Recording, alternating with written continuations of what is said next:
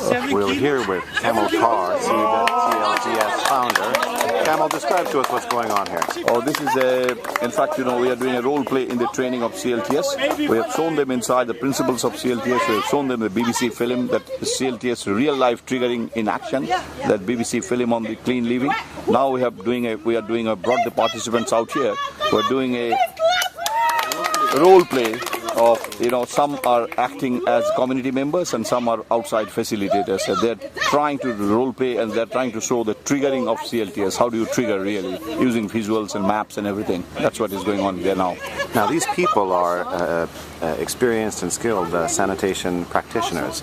They've been working in this business for a long time. What do you think they're learning in this role play? No, actually, not all of them. There are 5 or 6 those who are the practitioners. The rest are all participants. They have no idea. They have heard about CLTS. They have read a little bit here, but never participated. They do not know how the real life triggering is being done. So the facilitators are those who are trainers. Those who practice, the facilitators and trainers of CLTS from different countries. The others are like, they didn't know. They do not know what is CLTS and never practiced it, never participated in a training workshop. So that's why they are learning the procedure, the whole process. Yeah. Okay, now can you just give us a short 30-second, 1-minute summary of community-led total sanitation, because there may be some viewers who, like these participants, aren't familiar with this. So just give us the headlines, a quick rundown. How does it work? Well, community-led total sanitation is it's a facilitation process whereby you involve everyone in the community, and then the community, they do their analysis using visuals like maps and cards and everything, where they realize they share, they explain that what is the sanitation profile of the village, and from there they come to know that open defecation is not only affecting each and every one of them is open defecation is affecting, and they're ingesting each other's fishes, and that's from there they decide that they need to stop, and how they need to stop and move ahead and dig a hole and construct toilets. That's the beginning. So it's precisely triggering that human sense that we as a human being, we can't live in shit and eat each other's shit. So it's really an aha moment that they come to. Yeah, we call it as a triggering moment. Yep. It's a time when through this map and the analysis of the calculation of shit, calculation of medical expenses, taking them to the transact walk and smelling shit, looking at shit. It's not that they don't see it, they never saw it. They see it every day, but not together with outsiders.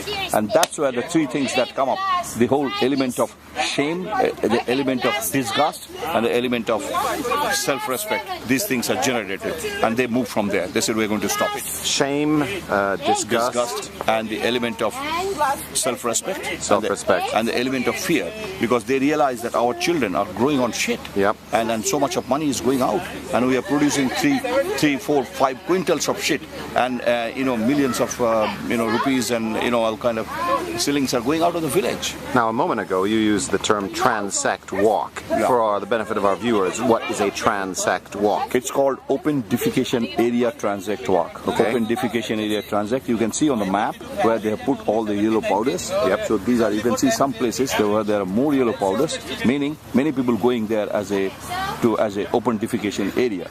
So we tell them, let's go and walk down there.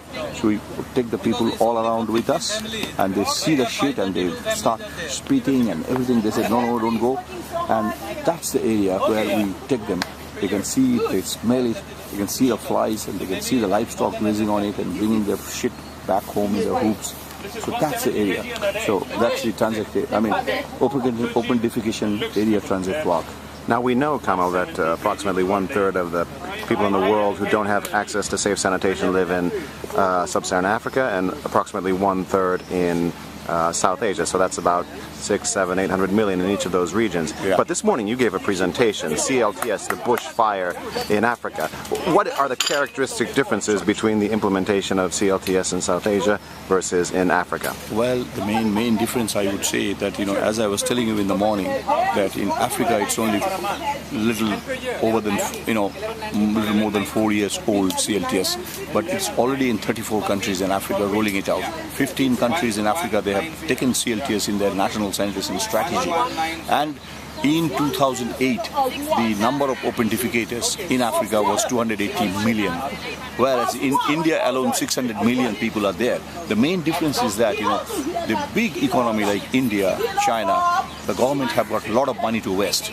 They still think that, we have to give money to our people because for construction of toilet, and we have to have a standard toilets. So that subsidy ruins everything and kills it. But many African nations, they can't afford to waste so much of money in the name of subsidy, and then nothing happens. So that's the main difference, I would say.